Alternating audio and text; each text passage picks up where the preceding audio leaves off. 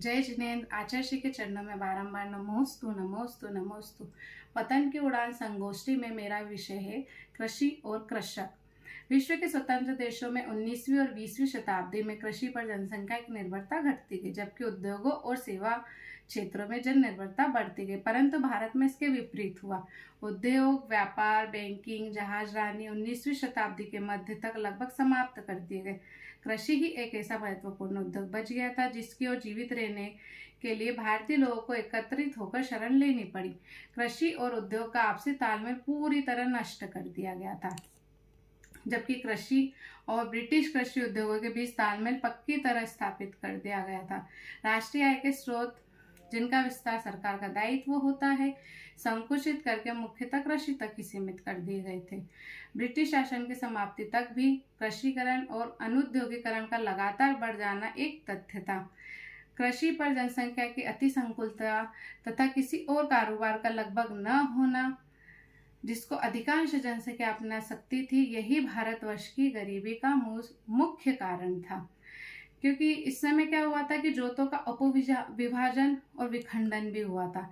जब औद्योगिकरण बढ़ रहा था तो लोगों को श्रम की ज़्यादा ज़रूरत थी, लेकिन जब श्रम तो बहुत ज़्यादा मिल रहा था लेकिन उसके बदले में पूंजी बहुत कम मिल रही थी, तो लोगों ने शहरों से गांव की तरफ रुख करा। हमारे भारत देश के जो लोग थे उन्होंने शहरों से गांव की तरफ रुख किया था, जबकि अन्य देशों में लोग गांव से शहरों की तरफ रुख कर रहे थे, क्योंकि उन्हें जो शहरों में औद्योगिकरण मिल रहा था जिसके कारण उन्हें श्रम कम करना पड़ रहा था और पूंजी ज़्यादा मिल रही थी। इसके विपरीत भारत में लोग जब शहरों से गांव की तरफ आ रहे थे तो यहाँ पे औद्योगिकरण लगभग खत्म हो गया था और लोगों की निर्भरता सिर्फ कृषि पर बची थी।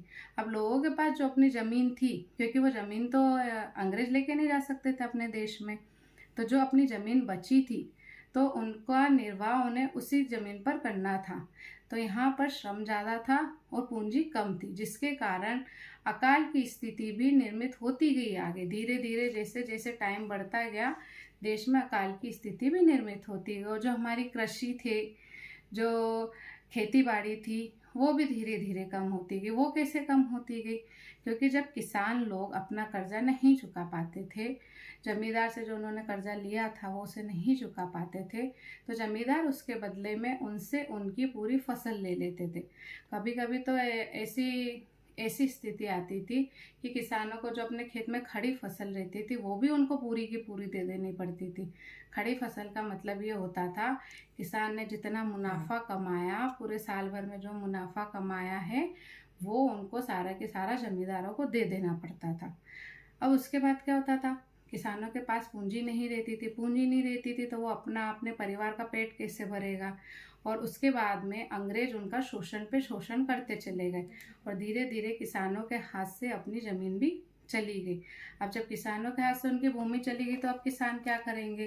तो जैसे जैसे भूमि गई, खेती बाड़ी कम हुई, तो अनाज भी कम हुआ, परिवार के लोग भूखे मरने लगे, अंग्रेज लोग उनका शोषण करने लगे।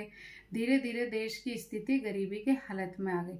इसी कारण अंग्रेजों को लुटेरे अंग्रेज कहा गया, जिन्होंने हमारे जो सोने का देश था भारत, उसको सोने की चिड़िया के पर काट दिए और देश को गरीबी के हालत में लाकर छोड़ दिया। लेकिन अब हमें पाश्चात्य संस्कृति पर भरोसा नहीं करना है, सिर्फ अपने भारत देश की संस्कृति पर भरोसा करना है। आचार्य श्री ने भी इसलिए कहा है, रुको रुको लौट चलो, रुको रुको लौट चलो।